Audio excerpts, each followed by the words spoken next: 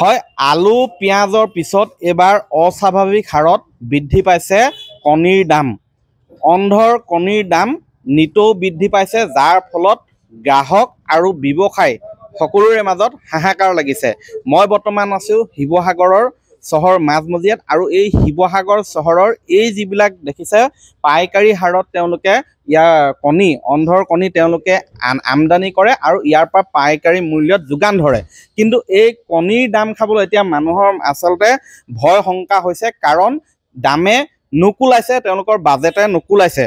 শেহতীয়াকৈ আমি লক্ষ্য কৰিছিলোঁ যে পশ্চিমবংগৰ পৰা আলু অনাত আচলতে নিষেধাজ্ঞা আৰোপ কৰিছে। বিগত দুসপ্তাহ ধৰি আলু যোগান বন্ধ। আলুৱে বাৰুকৈ জ্বলা কলা খুৱাইছে, দাম বৃদ্ধি পাইছে। এইবাৰ কণীৰ দামে জ্বলা কলা খুৱাইছে, এক প্ৰকাৰ ক'বলৈ গ'লে ব্যৰ্থ। কিন্তু ইয়াৰ পিছতো নীৰৱ দৰ্শক হৈছে যোগান বিভাগ। যোৱা দুই সপ্তাহ পূৰ্বে এক কাৰ্টুন কণীৰ মূল্য আছিলে পাইকাৰী হাৰত 1370-80 টকা আছিলে, আৰু এতিয়া আজিৰ তাৰিখত হৈছেগৈ 1500 টকা। সেইদৰে এক প্লেট কণীৰ দাম পাইকাৰী মূল্য আছে মূল্য আছিলে 215 টকাৰ পৰা 220 টকা হৈছেগৈ বৰ্তমান। কিন্তু ইয়াৰ পূৰ্বে আছিলে 170 টকা, 160 টকা। আচলতে অস্বাভাৱিক হাৰত বাঢ়িছে দাম। কি কাৰণেনো দাম বাঢ়িছে সেই বিষয়ে আমি জানিব বিচাৰিম। ইয়াত যিসকল ব্যৱসায়ী আছে পাইকাৰী হাৰত তেওঁলোকে দিয়ে, কণীৰ দাম অস্বাভাৱিক হাৰত বাঢ়িছে, কাৰণটো কি? ইয়াক একো আমি কাৰণ ধৰিবই পৰা নাই বৰ্তমান। দিনক দিনে কিয় মানে বাঢ়িছে এইটো তেওঁলোকে হয়তো মনোবলী ব্যৱসায়ো হ'ব পাৰে। আমি অন্ধ্ৰপ্ৰদেশৰ পৰা আনো। কিমান মান আনে আপোনালোকে? আমাৰ প্ৰায় গাড়ীত আহে 1344 কাৰ্টন আহে, 1288 এনেকৈ কণী আহে প্ৰতিদিনে নহয়, সপ্তাহত 2খন গাড়ী আমি ৰিচিভ কৰোঁ। এতিয়া দাম কিমানকে বাঢ়িছে নিতৌ মানে কি, এতিয়া প্ৰায় তাৰ আগত আছিল হেৰি আছিলে 1380 টকা আছিলে ইটো সপ্তাহত, এতিয়া আমাৰ 1470 টকা হ'লগৈ। আকৌ 1500 টকা বৰ্তমান, কাইলৈ 1500 টকা হ'বগৈ। চলি আছে। কাৰণ একোৱে ধৰিব পৰা নাই, খালি বাঢ়ি গৈ আছে দিন। জেগাতে বাঢ়িছে, পৰিবহনৰ ক্ষেত্ৰত নহয়, জেগাতে বাঢ়িছে। তেওঁলোকৰ পৰিবহনৰ খৰচ আছে যথেষ্ট, কিন্তু জেগাতে বাঢ়িছে বুলি ভাবোঁ।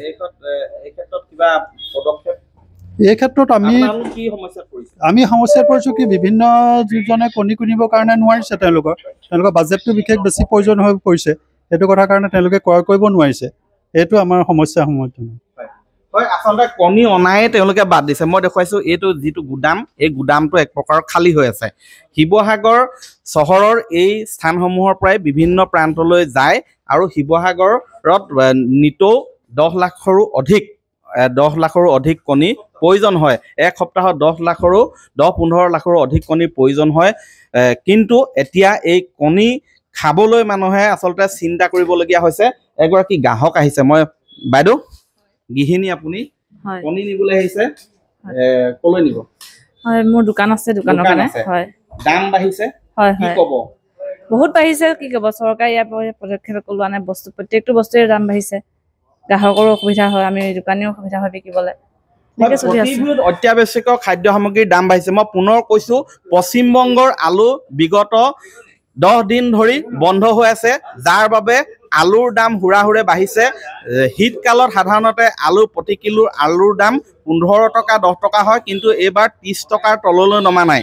সেই আলুৰ দামে জ্বলা কলা খুৱাই থকাৰ সময়তে কণীৰ দাম বৰ্তমান হুৰাহুৰে বাঢ়িছে। কিন্তু ইয়াৰ পিছতো নীৰৱ দৰ্শক হৈছে যোগান বিভাগ, নীৰৱ দৰ্শক হৈছে অসম চৰকাৰে। কেতিয়া সৰ্বসাধাৰণ ৰাইজক এই অত্যাৱশ্যকীয় সামগ্ৰীৰ দাম বৃদ্ধি নিয়ন্ত্ৰণ কৰি সকাহ দিব, এই প্ৰশ্ন উত্থাপন কৰিছে সৰ্বসাধাৰণ ৰাইজে। আপুনি বিচৰা বাতৰি পাব কেৱল নিউজ 18 এপত। নিউজ 18 এপ ডাউনলোড কৰিবলৈ স্কেন কৰক এই QR কোড। গুগল প্লে ষ্টৰতো পাব এই নিউজ 18 এপ।